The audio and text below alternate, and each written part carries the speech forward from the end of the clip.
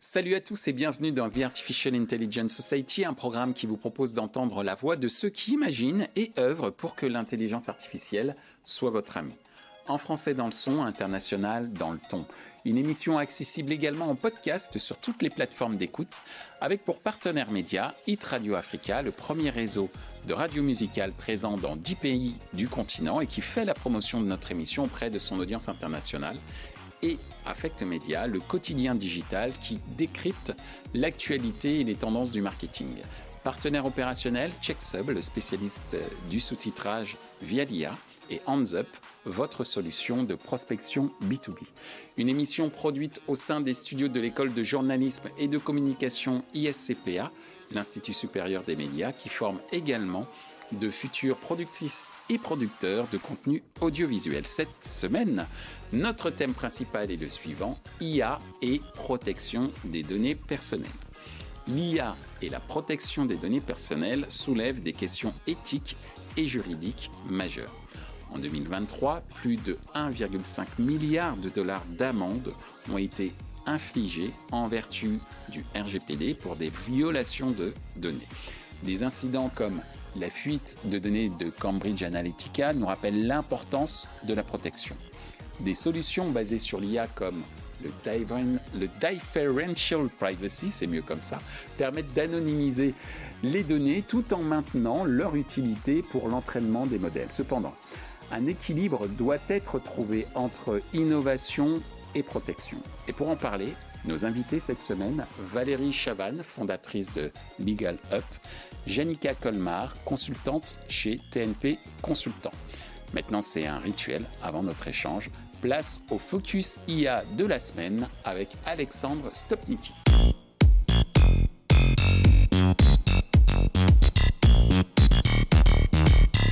Bonjour Alexandre. Bonjour Michel. Alors aujourd'hui, tu vas nous parler de Character.ai.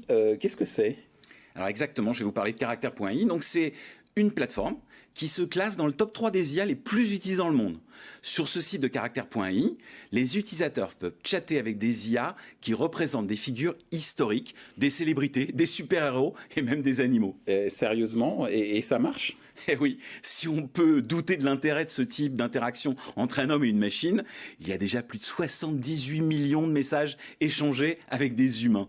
Character.ai est une société américaine fondée par Daniel de Freitas et également Noam Shazir, un chercheur en informatique qui a été sélectionné par le Time pour figurer parmi les 100 personnes les plus influentes dans le domaine de l'IA. Et franchement, à quoi ça sert de parler avec une IA ? Ouais, je comprends qu'on puisse se poser la question.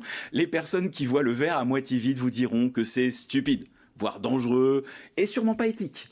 Par contre, les autres pourront apprendre l'histoire de façon ludique en parlant avec un bot qui incarne Louis XIV. Ils étudieront l'anglais en compagnie d'Obama. Ils découvriront la physique quantique avec Einstein et discuteront de peinture, d'innovation avec Léonard de Vinci. Sur le site de Character.ai, la réalité dépasse un peu la fiction. Et comme dans le célèbre film Her, vous n'êtes déjà pas à l'abri de tomber amoureux d'une IA.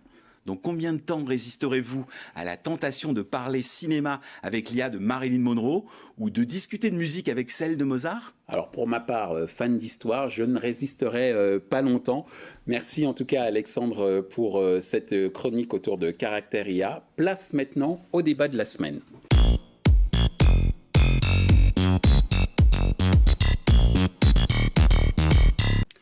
Bonjour Valérie. Bonjour Michel. Bonjour Janica. Bonjour Michel. Merci de venir pour la première fois sur le plateau de The Artificial Intelligence Society. Et c'est la première fois, je voulais le souligner, que nous avons des invités 100% féminines. Donc merci d'avoir accepté notre invitation parce que c'est pas toujours simple. On essaye de féminiser au maximum notre plateau et c'est pas toujours simple d'avoir, j'allais dire, la gente féminine avec nous. Donc merci d'avoir accepté et aussi d'avoir accepté sur un sujet assez technique mais que vous allez simplifier autour du juridique et de l'IA et surtout des données personnelles, puisqu'on va parler d'IA et protection des données personnelles. Et première question, et Valérie, je te demanderai d'y répondre en premier lieu et d'y répondre à Alexandre et moi-même. Quelles mesures législatives existent ou devraient être mises en place pour protéger les données personnelles à l'ère de l'IA, selon toi? Alors, si tu permets une petite clarification notionnelle, parce qu'on parle de vie privée et de données personnelles, qui sont des choses différentes, soumises à des réglementations différentes. Le RGPD, données personnelles, et e-privacy pour la vie privée. Et puis après, l'IA Act, je pense qu'on en parlera après. Autre petite clarification notionnelle qui nous servira tout au long de l'émission, règlement et directive. Une directive s'implémente après en droit local, donc on doit faire des changements. Un règlement européen s'applique de manière uniforme à l'ensemble des États membres, donc ça permet d'uniformiser.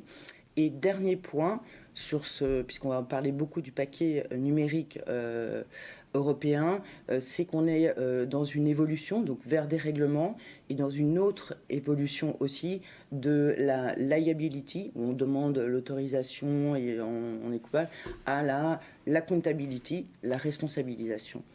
Merci. Alors justement, puisque tu nous as précisé, c'est important, ce qu'étaient les subtilités de langage juridique, mais très important au niveau, j'allais dire, de l'acceptabilité du régulateur sur la manière dont les textes sont appliqués. Tu nous as expliqué ce qu'était un règlement et ce qu'était une directive. De ton point de vue, dans ces deux cadres, quelles seraient les mesures qui existent? Quelles sont les mesures qui existent ou qui devraient être mises en place pour protéger les données personnelles à l'ère de l'IA? Alors, les mesures qui existent sont extrêmement nombreuses. Je pense que on n'a pas besoin d'être professionnel de droit pour savoir qu'on a énormément de textes. On parle souvent de millefeuilles réglementaires et d'indigestion. Si on parle juste depuis le RGPD jusqu'à l'IA Act, en passant par DMA, DSA, DGA... Enfin, je vais pas et tu peux nous dire les acronymes, tout ce qui est... Pardon. RGPD, donc le règlement pour la protection des données personnelles, DSA, Digital Single Market, DMA, Digital Digital Market, DGA, Digital Governance Act. Donc ça, c'est une petite partie du paquet numérique européen. Là-dessus, quand c'est pas un règlement, il y a des transpositions en droit français. On a eu la semaine dernière la loi SREN sur la sécurité du numérique qui vient transposer le DMA, le DSA et le DGA. Donc on a énormément de textes pour la protection des données personnelles, de la vie privée, et avec le règlement sur l'IA Act, aussi des droits humains et la sécurité est saupoudrée de partout. Merci Valérie. De ton côté, Janica, quelles seraient les mesures d'après toi qui devraient être mises en place? On a fait le point sur ce qui existait. On parle de millefeuilles et d'indigestion. L'objectif pour nous, c'est que ceux qui nous regardent ou nous écoutent ne subissent pas cette indigestion. Et merci d'être là pour justement l'éviter. Est-ce que tu peux nous dire peut-être quelles seraient, de ton point de vue, les mesures qui pourraient être mises en place pour protéger les données personnelles à l'ère de l'IA? Alors effectivement, je partage l'avis de Valérie. En fait, il y a déjà au niveau de la protection des données personnelles un cadre qui existe, donc avec au plan européen le RGPD, la directive e-privacy, au plan national la loi informatique et liberté. Et puis on a également tout un florilège de délibérations, de recommandations, de lignes directrices qui vient de la CNIL et aussi du Comité européen de la protection des données. Donc voilà, on a un cadre qui existe. En revanche, peut-être ce qu'il y a à mettre en place, c'est éventuellement des précisions concernant l'application notamment du RGPD. Parce que pour être clair, quand on parle de protection des données, on parle de liberté et de droits fondamentaux. Et donc, de ce fait, on a estimé que le RGPD, il y avait un principe de neutralité technologique qui devait s'appliquer. Donc, ça veut dire quoi? Ça veut dire qu'en fait, la protection des données, elle ne doit pas dépendre de la technologie utilisée. Donc, en fait, un système d'IA, dès lors qu'il traite des données, le RGPD va s'appliquer. Donc, c'est bien parce qu'on n'a pas besoin d'une nouvelle norme, du coup, dès qu'une nouvelle technologie émerge. Voilà. En revanche, le RGPD n'est pas spécifiquement adapté à l'IA. Donc ça peut, dans la pratique, causer des problèmes d'application. Et notamment, un grand sujet, c'est le sujet de l'accès aux données d'entraînement pour les systèmes d'IA. Voilà, donc ce qu'il y a à mettre en place, c'est plutôt une clarification au niveau pratique, de savoir notamment comment les législations vont s'articuler. Et ça, c'est des sujets dont la CNIL s'est emparée il y a déjà un moment. Est-ce que la jurisprudence ne va pas faire son travail de clarification au fur et à mesure? Alors après, la jurisprudence au niveau local, européen, je ne sais pas, je pose des questions très naïvement. Alors, la jurisprudence, oui, mais aussi ce travail de la CNIL avec justement, et d'autres autorités européennes, avec justement ce travail de faire des guidelines, des recommandations pour guider de façon un peu plus pratique. Et notamment, la CNIL a fait des fiches pratiques qui peuvent être applicables à l'IA, ce genre de choses. Voilà. Merci, Janica. Est-ce que... Alexandre, tu voudrais rajouter des choses peut-être sur la dimension internationale, comment vous voyez, comment c'est perçu en fait d'un point de vue international, toutes nos réglementations européennes, comment les Américains, comment l'Asie perçoit tout ce qu'on est en train de fabriquer? Alors, Valérie. On est dans une fracture géopolitique claire qui n'est pas nouvelle, mais qui a été amplifiée beaucoup ces derniers temps avec les conflits, avec l'IA générative notamment. Jusqu'à présent, on nous voyait un peu comme des super régulateurs, mais par exemple le RGPD, on voit qu'il en existe 70, tout le monde en a fait. En ce moment, les États-Unis sont en train d'en faire un fédéral. Donc tout à l'heure, je parlais de millefeuilles réglementaires, mais il y a à chaque fois des raisons pour faire des réglementations. Elles poursuivent toujours des objectifs légitimes et pour nous protéger. Ce qui est parfois difficile, c'est d'articuler tout ça. Et c'est une excellente question, puisque regarder et examiner de très près nos réglementations européennes sans regarder ce qui se passe dans le monde, l'IA Act n'est pas encore, il est adopté, il n'est pas encore entré en vigueur, après il va être implémenté, donc la jurisprudence viendra longtemps après, mais pendant ce temps, il y a des discussions aux États-Unis, il y a des discussions en Chine. Donc en fait, on est obligé, dans le numérique, ce qui n'est pas nouveau, mais dans le réglementaire, là, avec la multiplication des textes, des normes, comme les normes ISO aussi, qui se développent, les recommandations ONU, UNESCO, de pouvoir comprendre, rassembler. Et dans les zones d'amélioration, moi je vois beaucoup aussi d'essayer de rationaliser ces textes pour qu'ils soient plus facilement implémentables, qu'ils soient mieux compris, que les juridictions aient les textes aient une plus longue vie aussi. On parle de neutralité technologique sur le RGPD, l'IA Act. Aujourd'hui, il y a des annexes pour les autres usages, mais qui connaît les usages le mois prochain, voire la semaine prochaine? C'est clair, c'est clair. Ce qu'il faudrait faire, c'est une sorte d'OMD, comme l'OMC en fait, Organisation mondiale du digital, au même titre que l'Organisation mondiale du commerce, entre guillemets, pour créer une sorte d'harmonisation entre toutes ces réglementations. De ton point de vue, Janica, sur la question posée par Alexandre au niveau international, qu'est-ce que ça évoque pour toi toutes ces législations? Oui, alors je pense qu'au niveau international, en tout cas en ce qui concerne l'IA Act, je pense qu'il y a une volonté de l'Europe de se placer en qualité de pionnière. Et voilà, et elle l'est finalement avec cet acte. Du monde, là. Voilà, parce que finalement, il y a des choses qui sont faites un petit peu partout dans le monde. Mais là, on est vraiment avec l'IA Act, quelque chose qui est vraiment contraignant. On prend cette position-là. Moi, ce que je peux inviter à faire, c'est à consulter un livre blanc qui a été fait à notre cabinet qui s'appelle « Quelle entreprise à l'ère de l'IA en 2030 ?» et qui revient justement sur ces aspects-là de gouvernance et de stratégie avec les points de vue de différents experts chez TNP aussi en entreprise. Donc, effectivement, tu représentes le cabinet TNP Consultant et donc tu nous invites à lire ce livre blanc. Ouais.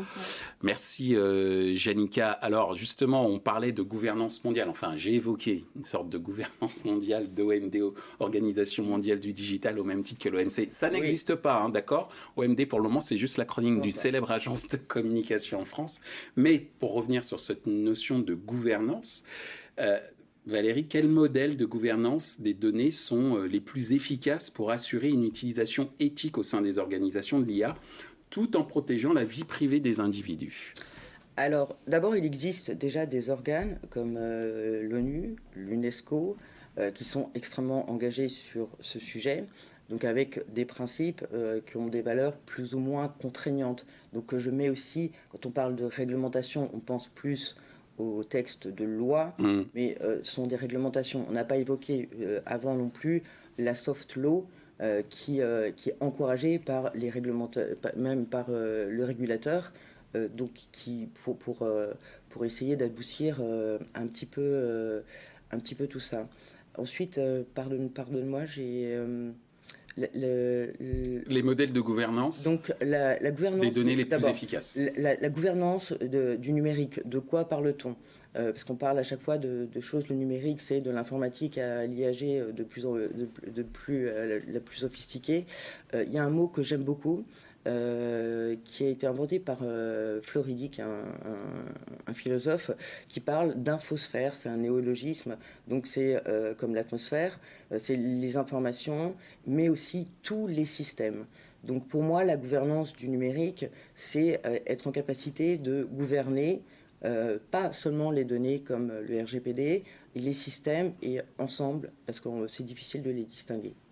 Donc un univers multipolaire et pas uniquement sur un seul. Multipolaire, pluridisciplinaire. Donc il faut, aujourd'hui vous avez souvent évoqué les formations, la communication, je ne sais pas le sujet, mais en tout cas de la pluridisciplinarité et des actions transversales pour pouvoir accomplir cet objectif qui est peut-être plus facile avec des organisations qu'avec des textes de loi. Donc, modèle de gouvernance basé sur cette notion d'infosphère. Sur cette notion d'infosphère et sur la gouvernance du numérique, il y a un trio de normes de tête, le droit, l'éthique, qui rentre dans la cour des grands, et les normes technologiques. Donc le droit, c'est difficile de s'accorder tous, d'un point de vue international. L'éthique, c'est plus facile. Et les normes techniques, c'est moins discutable. L'éthique, c'est plus facile parce que c'est plus souple. Merci Valérie pour ces précisions. De ton point de vue, Janica, sur les modèles de gouvernance de données, quels sont ces modèles qui sont, de ton point de vue, les plus efficaces pour assurer l'éthique, qui semble assez facile à gérer, et en protégeant la vie privée des individus par la même occasion? Alors, je commencerai par dire qu'effectivement, l'éthique, c'est un problème qui est central, une question centrale quand on parle d'IA.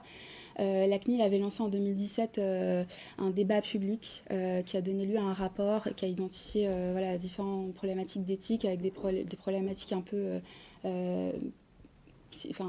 philosophique qui parlait plutôt de l'identification, de l'identité humaine, de l'autonomie humaine face à la machine, et puis des questions plus concrètes comme les biais, la discrimination, l'exclusion. Donc ça, sur l'éthique, on est d'accord que c'est une question qui est centrale. Concernant les modèles de gouvernance, je pense que pour revenir aux bases, il faut d'abord, pour tout modèle de gouvernance, un socle qui est le cadre de la gouvernance. Et en fait, ce cadre, c'est une réponse un peu biaisée, mais ce cadre, ça va être la conformité réglementaire. Donc en fait, il faut un modèle de gouvernance qui forcément qui va respecter toutes les obligations. Pourquoi ? Parce que ce cadre a été pensé en relation avec tous ces impératifs éthiques. Quand on pense par exemple à l'IA Act, il a été pensé pour promouvoir une IA centrée sur l'homme, digne de confiance, avec un haut niveau de protection des droits et des libertés. Et donc il donne un cadre par exemple de gouvernance avec une approche basée sur les risques en classant les systèmes d'IA en fonction de leurs risques, etc. Il peut y avoir donc aussi le DGA dont on a parlé qui va renforcer la confiance pour le partage, la réutilisation des données, etc. Donc, ou même le Data Act qui concerne le partage de données non personnelles. Donc au niveau du modèle de données, du modèle de gouvernance des données, il y a beaucoup de choses qui sont possibles, mais en tout cas, je dirais déjà ce premier socle qui est le respect des obligations. Merci Jenica. Alors justement, tu parlais de l'IA Act et on en arrive à notre dernière question. Mais avant de vous poser la dernière question, est-ce que Alexandre, par rapport à ce que viennent évoquer Valérie et Jenica autour de la gouvernance, ça t'évoque un certain nombre de réflexions? Oui, ça m'évoque une réflexion. Imaginons qu'on soit une entreprise, une petite entreprise qui n'a pas des moyens infinis pour traiter toutes ces problématiques. On commence par quoi ? C'est quoi la meilleure question qu'on doit se poser quand on est une entreprise, Valérie, et qu'on se dit, tiens, je voudrais respecter toutes ces normes, il y en a beaucoup, est-ce que je travaille avec une IA pour lui demander des choses ou je vais chercher des humains ? Je répondrai bien à cette question-là. Après, je veux juste revenir sur l'éthique, qui pour moi une discipline sur laquelle j'ai fait de grosses recherches. Pour une petite entreprise, je pense qu'il faut déjà opérer un travail de cartographie. Il y a beaucoup de ces salariés qui utilisent des IA, tout le monde utilise des IA, sans le déclarer à l'organisation. Après, étudier les IA qu'on veut utiliser, nous, en s'inscrivant dans les principes éthiques, réglementaires, si on a le choix avec de la souveraineté, enfin toutes les bonnes démarches. Donc déjà, bien cartographier, et savoir ce qui se passe chez soi. Dans les ajouts, le RGPD, le règlement pour l'intelligence artificielle, fait état de santé, sécurité et beaucoup des droits fondamentaux. D'ailleurs, la vie privée en fait partie.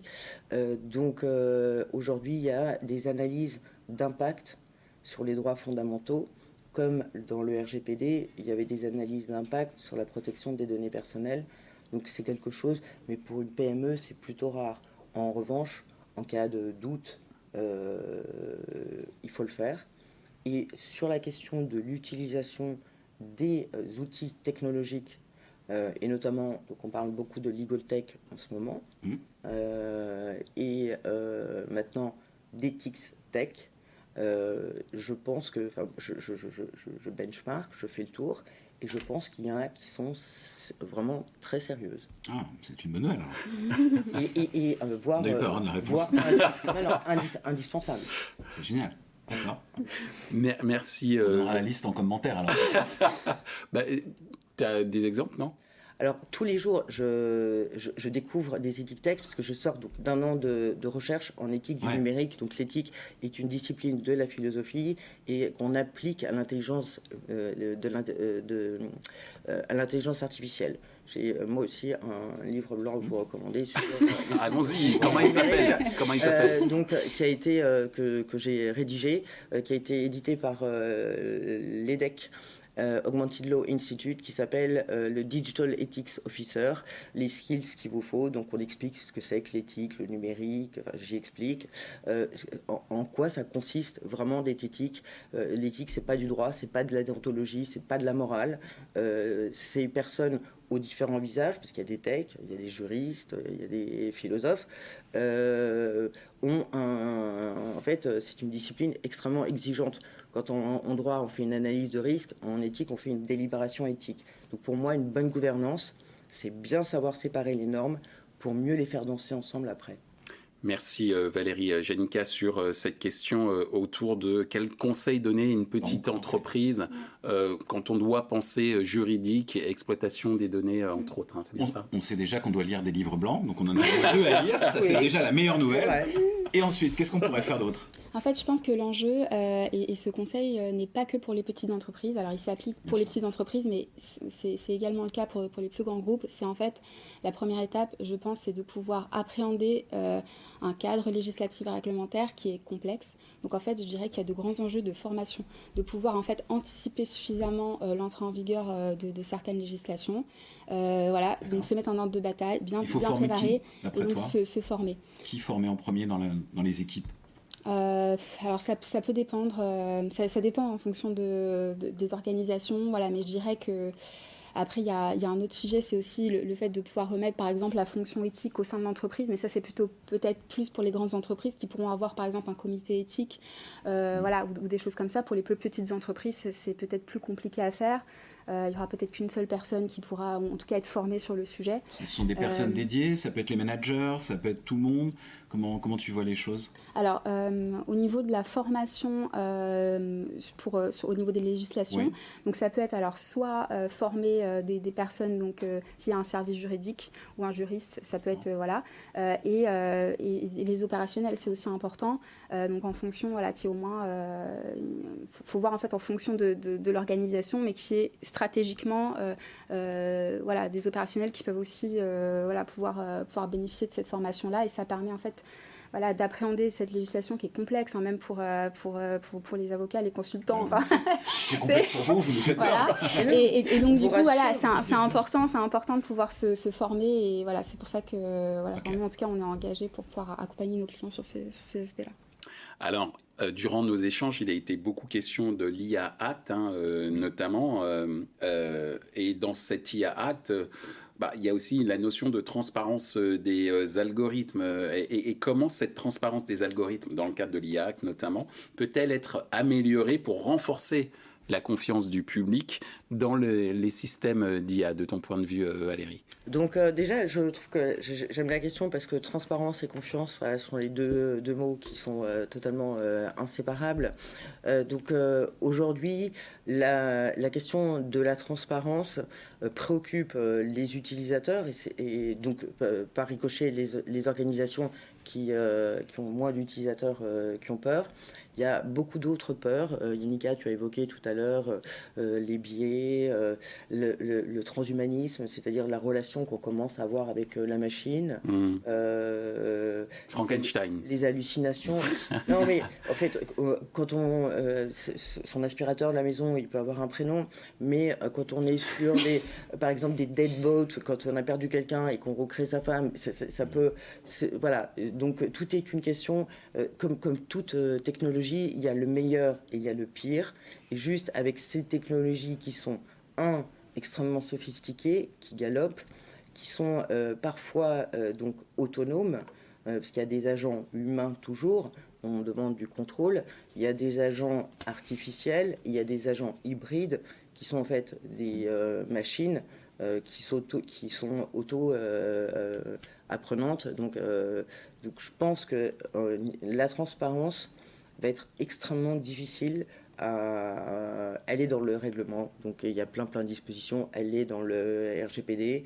On a déjà beaucoup de... Mais on se rend compte d'une évolution dans la mesure du possible. Parce qu'on sait très bien qu'avec l'IA, on ne sait pas tout le temps. Il y a les black box. Et oui, on n'a pas les informations. On ne peut pas trop... Alors, remonter la source, c'est difficile quand même. On nous demande d'anticiper, mais en fait, on ne sait pas toujours ce qu'il y a derrière, ce qui fait un peu partie de la magie. Donc, plus de transparence, oui. Parfois, il y a des règles aussi qui sont en friction. Par exemple, la sécurité et la transparence. Voilà. Sur la transparence pure, est-ce que quelqu'un sur le plateau peut me donner la recette du Coca-Cola ou de l'algo de Google Search? Non. Donc, il y a aussi le secret des affaires. Maintenant, il faut donner des informations, mettre en conformité, lisibles, claires, et prendre un peu de recul par rapport aux objectifs poursuivis par la réglementation, c'est-à-dire la protection des droits humains, nous encourager à innover, mais avec un petit cadre. Merci Valérie. Yannicka, sur ce sujet autour de la transparence des algorithmes pour améliorer la relation de confiance avec le public dans cette ère d'IA, qu'est-ce que ça évoque chez toi? Alors effectivement, donc la transparence, la confiance sont également des sujets qui sont vraiment très très importants. Je dirais, alors déjà parce que donc, l'IA suscite une inquiétude chez beaucoup de personnes, et aussi parce que en fait dans le domaine du marketing, on va avoir un besoin de connaître les personnes, de connaître les profils, et donc du coup on va étudier les personnes, et ça peut aussi susciter une inquiétude. Donc je dirais encore plus dans certains domaines, la transparence et la confiance va être vraiment très important. Donc au niveau de la transparence, donc pour les algorithmes, on a par exemple on a le DSA qui va renforcer la transparence et la responsabilisation des plateformes numériques. Tu peux juste nous rappeler l'acronyme DSA? Oui, alors c'est le Digital Service Act. Ok. Voilà. C'est vrai qu'on a tendance à utiliser les acronymes, si bien qu'on en oublie parfois les noms. Donc voilà, donc ça va renforcer donc, la transparence, la responsabilisation des plateformes numériques, et notamment au niveau des algorithmes. Il va y avoir une obligation d'expliquer le fonctionnement d'algorithmes de recommandation pour certains contenus publicitaires en fonction des profils. Donc, on a, donc encore une fois, comment est-ce qu'on respecte la transparence? On en retourne au réglementaire, donc au respect des obligations. Et puis aussi, donc, au niveau de l'IA Act, la transparence est largement abordée dans l'IA Act. Donc on a des obligations en fonction donc, du classement des systèmes d'IA, donc les systèmes à haut risque, avec principalement une obligation qui est une obligation documentaire, donc pour expliquer le fonctionnement des systèmes. Et puis aussi applicable à d'autres systèmes d'IA dans une moindre mesure. Et je trouve que ce qui est intéressant, c'est aussi la façon dont l'IA Act définit la transparence. En fait, la transparence, c'est ce qui permet une traçabilité et une explicabilité, et donc tout en informant les personnes qu'elles interagissent avec un système d'IA, qu'elles puissent comprendre en fait les limites de ce système et qu'elles puissent être informées de leurs droits. Mais je rejoins Valérie sur le fait que voilà, il y a en pratique des limites à ces obligations. Merci Janica. Est-ce que Alexandre, tu veux rebondir sur ce que nous ont dit Valérie et Janica? Alors l'IA Act, tout le monde on en parle beaucoup. Jusqu'à nouvel ordre, ça a été publié, mais on n'a pas encore toutes les attendus autour de cet IA Act. Si on doit résumer une ou deux informations essentielles que vous trouvez dans l'IA Act, ce sont lesquelles en fait? Moi, je dirais deux choses. Donc, l'objectif, santé, sécurité et droits fondamentaux. D'accord. Tu trouves que c'est bien traité? Est-ce qu'il a été bien rédigé? Est-ce qu'on a posé toutes les problématiques autour de... Alors, bien rédigé, je pense que c'est assez difficile, d'autant que les discussions, on est 27, les discussions... C'est compliqué quand même. Hein. Ont duré des années. Années. C'est leur métier, leur métier. Oui, mais entre-temps, ils n'avaient pas anticipé GPT, ils n'avaient pas anticipé des choses comme ça, donc c'est pas compliqué. Et puis... Tu nous confies, il y a quand même des gens qui connaissent tout ça à l'intérieur de la rédaction de cet IA Act. Oui, et moi j'engage aussi chaque acteur, chaque organisation à surveiller les discussions réglementaires et à interagir dans le débat public avec les pouvoirs publics qui sont demandeurs de retour, qui écoutent nos contraintes technologiques, économiques. Parce que l'idée n'est pas non plus dans l'IA Act, il y a un des objectifs qui est de redynamiser donc l'activité économique. Oui. Donc interagir et les sensibiliser parce qu'ils sont obligés de réguler surtout.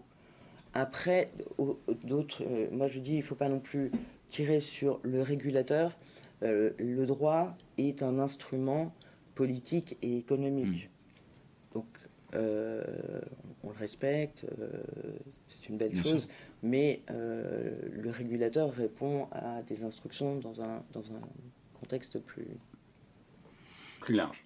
Très large. Enfin, il faut prendre tous les prismes, et je pense que le prisme technologique, on parle de technologie, mais politique et économique est essentiel. On parle plus sur la souveraineté, on parle plus de big tech, mais de big states. Voilà. Donc tout ça peut générer de la peur. Oui, et puis donc génère de la peur. Donc le régulateur doit pouvoir trouver des solutions pour encadrer et préserver donc la sécurité et les droits fondamentaux des citoyens. Merci Valérie Janica sur la question d'Alexandre. Est-ce qu'il y a des choses qui peuvent évoluer aussi? Peut-être ça peut être une autre façon de répondre, d'après toi? Alors sur ce qui peut évoluer, je ne sais pas. En revanche, c'est vrai que je trouve, enfin je l'ai dit, vous parliez de la rédaction, effectivement. C'est vrai que voilà, c'est une norme qui reste difficile à appréhender, notamment dans sa rédaction.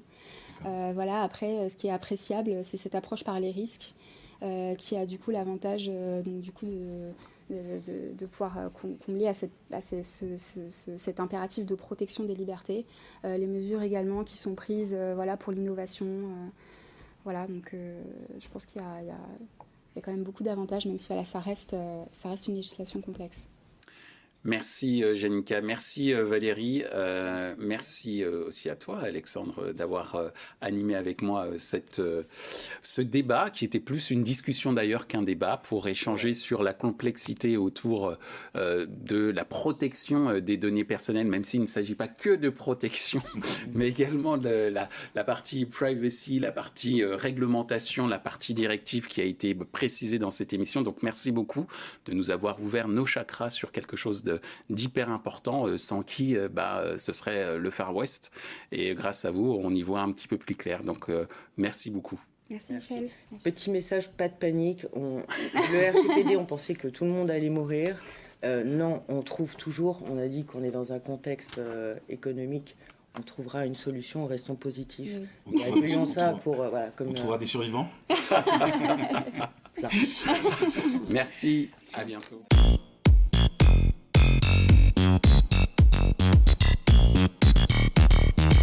Ainsi s'achève notre émission consacrée principalement à l'IA et la protection des données personnelles, un programme accessible également en podcast sur les principales plateformes d'écoute. Merci à nos partenaires médias Hit Radio Africa, le premier réseau de radio musicale présent dans 10 pays du continent et qui fait la promotion de notre émission auprès de son audience internationale, et Affect Média, le quotidien digital qui décrypte l'actualité et les tendances du marketing. Merci à nos partenaires opérationnels, CheckSub, le spécialiste du sous-titrage via l'IA, et Hands Up, votre solution de prospection B2B, une émission produite au sein des studios de l'école de journalisme et de communication ISCPA, l'Institut supérieur des médias, qui forme également de futures productrices et producteurs de contenu audiovisuel.